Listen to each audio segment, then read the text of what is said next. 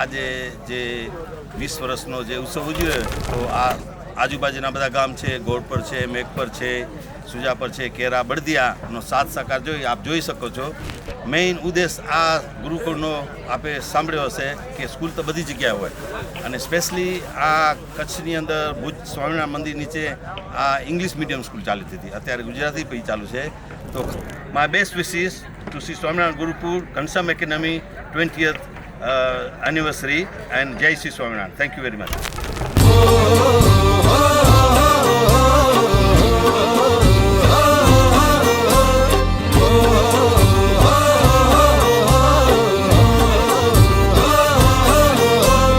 મહેર કરી મહારાજ સામું જોયું રે,